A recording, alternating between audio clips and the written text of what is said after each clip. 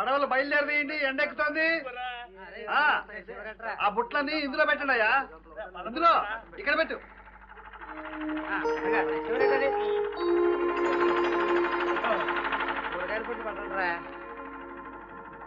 నమస్కారం మేస్టారు.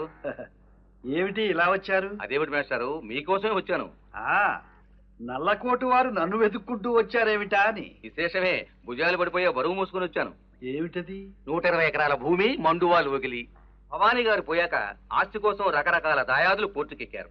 చివరకు రాయుడు గారి ఆస్తికి అసలు వారసులు కిష్టయ్యనని కోర్టు తీర్పిచ్చింది. ఇవిగో తీర్పు కాగితాలు. వారి కుటుంబానికి లాయర్గా ఇవి మీకు అందజేసి నా బాధ్యత నేను తీర్చుకుంటున్నాను. సంతోషం. నమస్కారం.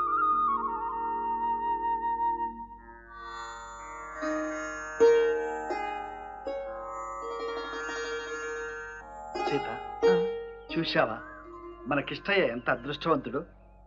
వీడెప్పుడూ అదృష్టవంతుడేనండి. ఇప్పుడేమైంది? ఇంత చిన్న వయసులోనే 120 ఎకరాలు ఆసామయ్యాడు.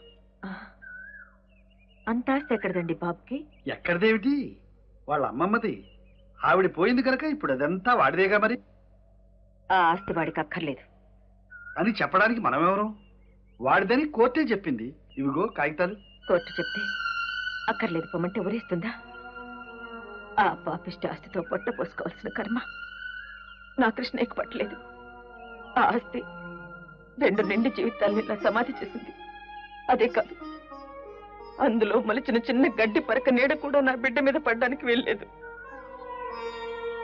సీత, ఏమిటి నీ ధోరణి? వాడి ఆస్తి వాడికి వస్తే కాదనే హక్కు నీకెక్కడి?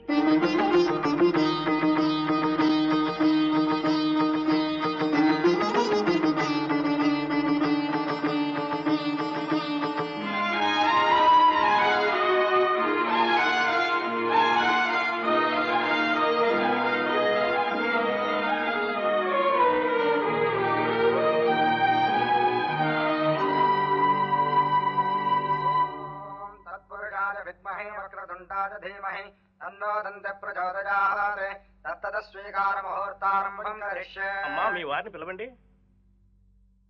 ఏమండి, దత్త స్వీకరించాలి, లోపలికి రండి.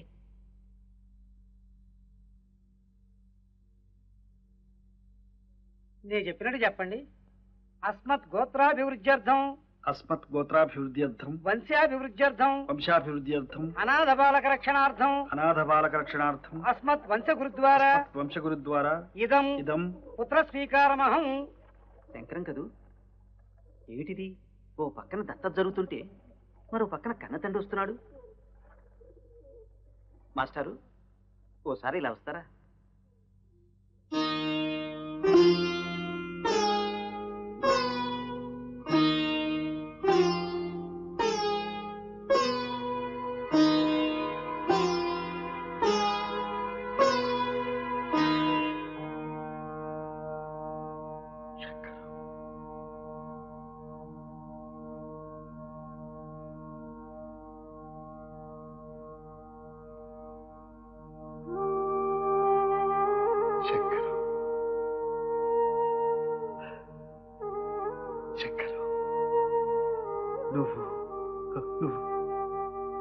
అవును మాస్టర్, నేనే.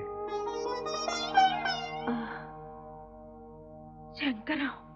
అవును మాస్టర్, ఆ రోజు ప్రమాదం జరిగాక ఏ ఒడ్డుకు చేరానో ఎవరు రక్షించారో తెలియక మెంటల్ హాస్పిటల్లో 7 ఏళ్లు గడిచిపోయాను.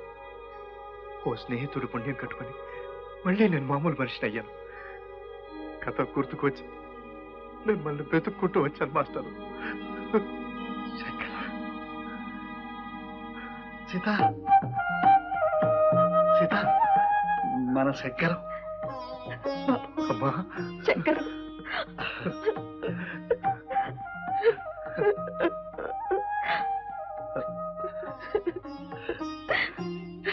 అమ్మా రాజేశ్వరి.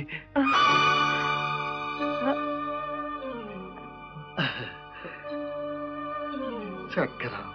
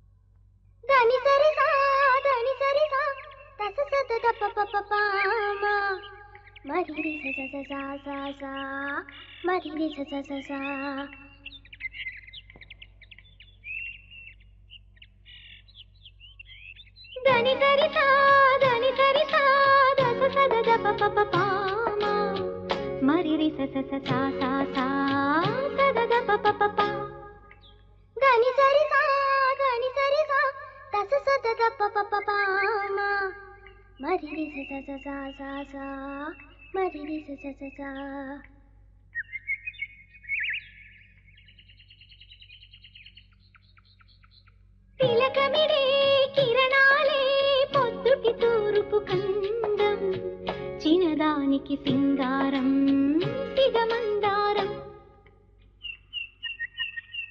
పమా పద ప ప ప పమా పద దద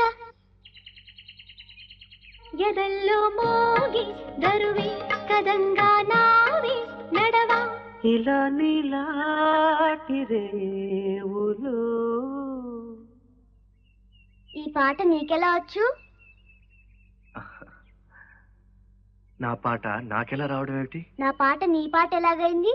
అసలు ఇది నీ పాట ఎలా అయింది? మా నానమ్మ నాకు నేర్పింది. మా అమ్మ నాకు నేర్పింది. ఇదిగో నా పాట నా దగ్గర కాపీ కొట్ట మొదటి తప్పు, అది నీది అండం రెండో తప్పు, పైపచ్చి మీ అమ్మ నేర్పిందండం మూడో తప్పు. పోనీ నీది కాదు నాది కాదు మనది.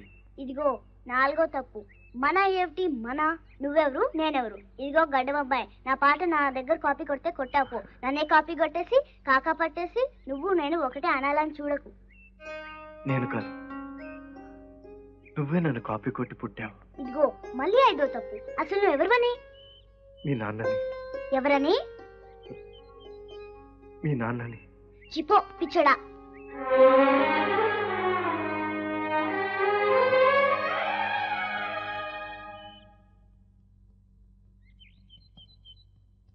నానమ్మా నానమ్మ నానమ్మ, ఏమిటి ఆ గడ్డబాబాయ్ నాకు నాన్న అంటున్నాడు?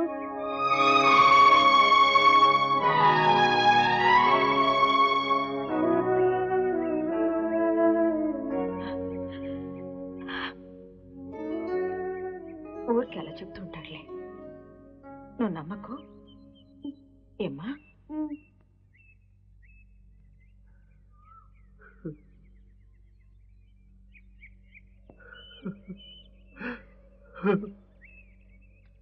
తాతయ్య తాతయ్య తాతయ్య, ఏమిటి ఆ గడ్డబాబాయ్ అమ్మ సమాధి దగ్గర కూర్చొని ఏడుస్తున్నాడు? తప్పు బాబు, అలా అనకూడదు. ఆయన ఎవరో తెలుసా? మీ నాన్న. మరి నానమ్మ కాదందే. అలా అందా? ఆవిడ అలాగే అంటుందిలే. నువ్వు పెద్దయ్యాక నీ కథ నీకు చెబుదామనుకున్నాను, కానీ ఇప్పుడే చెప్పాల్సి వచ్చింది. చూడు, ఆ గోదావరి అవతల కనిపిస్తోంది ఊరు. ఆ ఊళ్ళో రాజేశ్వరి అని ఒక అల్లరి పిల్ల ఉండేది. ఇవాళకి చాలు, ఇంక వెళ్ళిరండి.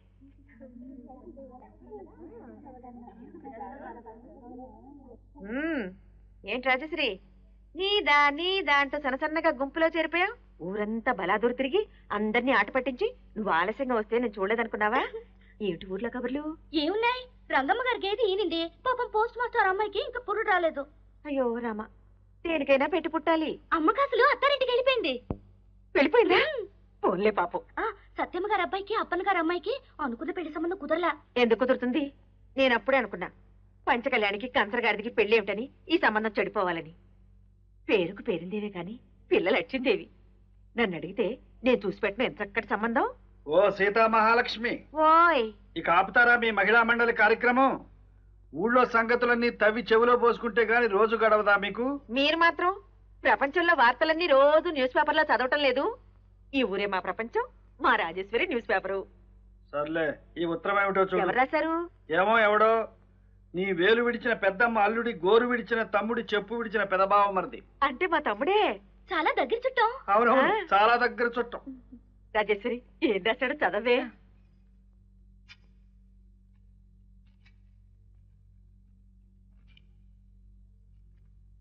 మహాలక్ష్మి సమానురాలైన సీతా మహాలక్ష్మి అక్కయ్యకి నీ వేలు విడిచిన తమ్ముడు వెంకటాచలం రాయినది. ఏమండి, మా వెంకటాచలం తమ్ముడండి. ఆహా, అలాగా. నా ఆఖరి కూతురు పుష్పవతి అయినది. బెజవాడలో బంధువులందరి సమక్షంలో పండుగ చేయదలిచాను. నువ్వు ఇది నీ ఇంట్లో పండుగ భావించి. తప్పకుండా భావిస్తుంది. ఎందుకు భావించను? ఈ కార్యక్రమాన్ని నీ చేతుల మీదుగా. చేతుల మీదుగా ఏం కర్మ, భుజాల మీదుగా జరిపిస్తుంది. జరిపించడానికి వారం రోజుల ముందే బయలుదేరి. వారం రోజులేమిటి, 15 రోజులు ముందుగానే వస్తానరా తమ్ముడు. 15 రోజులేమిటి, 4 రోజులు ముందే వెళ్ళు. నీ మేనకోడలి పెళ్లి అయ్యేదాకా అక్కడే ఉండి శోభనం సీమంతం దగ్గరుండి జరిపించి పురుడు పోసి నామకరణం చేసిరా. అన్నప్రాసన కూడా చేసి వస్తాను. అక్షరాభ్యాసం కూడా చేసిరా, లేకపోతే నీ ముద్దుల తమ్ముడు బాధపడతాడు. ఉడుకోండి ఉడుకోండి, బాగా ఉడుకోండి. నాకు తమ్ముడున్నాడు, మీకు ఎవ్వరూ లేరనగా ఈ కుళ్ళు. ఈయనకి లేకపోతే నా అందరిని వదిలేసుకోవాలా? వదలొద్దు వదలొద్దు, ఎత్తుకుని ఆడించు. దొరక్క దొరికాడు ఒక ముద్దుల తమ్ముడు. ఇంకా ఇక్కడే ఉన్నావే? పర్సు పాలా సర్దుకుని పట్టుచీర సింగారించి వెంటనే బయలుదేరు. నేను గుర్రబండి తీసుకొచ్చి నేను ఎక్కించి దగ్గరుండి టాటా చెప్తాను.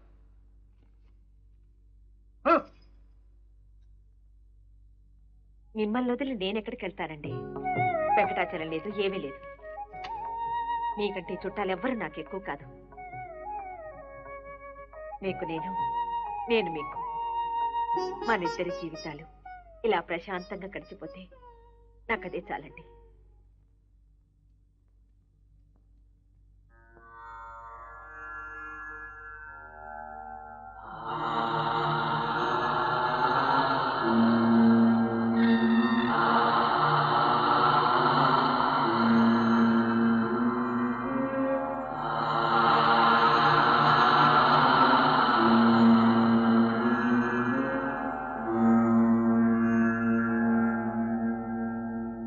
ఏమ్మా, అయ్యాయా సంగీత పాఠాలు? బాగా నేర్చుకున్నావా? టైం ఎంత అయింది? 2. పక్షవాతం వచ్చి మంచాన పడ్డ తండ్రికి 2 గంటలకమ్మా నువ్వు వచ్చి అన్నం పెట్టేది? నాన్న ఇంతవరకు భోజనం చేయలేదా? బాగా పట్టించుకుంటున్నావే ఇంటి విషయాలు. ఎంత గారం చేశానే నిన్ను. అమ్మగారు, రైతులంతా కమతాలు తీసుకొచ్చారండి. అమ్మ రాజేశ్వరి, ఉన్న అన్నం అంతా పాలేరికి పెట్టాను, కొంచెం అన్నం వండి పెట్టమ్మా మీ నాన్నకి. ఆ కూరలే ఉన్నాయి చూసుకో, గిన్నెలన్నీ అంట్లో ఉన్నట్టున్నాయి. చూడమ్మా, అన్నం వండి కొంచెం కడుపు నిండా పెట్టమ్మా మీ నాన్నకి.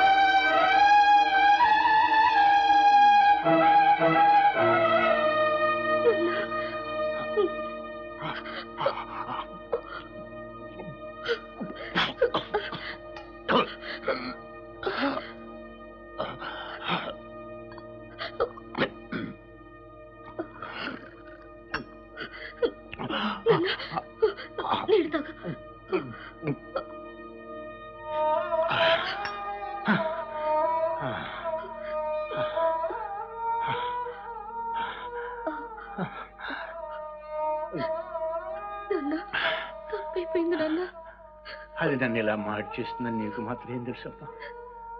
రోజుకో కొత్త రకం నరకం సృష్టిస్తుందిగా. ఇవాళ ఇది, రేపేమిటో. ఈ విషయం తెలిస్తే మాస్టర్ ఇంటికి వెళ్ళకుండా వచ్చేతలు. అమ్మా, వాళ్ళ ఇంటికి వెళ్ళటం మాత్రం ఎప్పుడు మానద్దు. మాస్టర్ దేవుడు, ఆయన భార్య మహా ఇల్లాలు. అక్కడుంటే హాయిగా నవ్వుతూ ఉంటావు. నీ కష్టానికి ఇంత ఓదార్పు దొరికేది అక్కడే కదమ్మా. ఇక నుంచి నా చేత్తో నీకు అన్నం పెట్టుకుని బయటకు వెళ్తాను. నా చేత్తో కూడా నీకు ముద్ద పెట్టుకుని అమ్మా. తిండి దొరక్క ఏడ్చేవాళ్ళని చూసేనే గాని ఇలా తింటూ ఏడ్చేవాళ్ళని నేను ఎక్కడ చూడలేదు.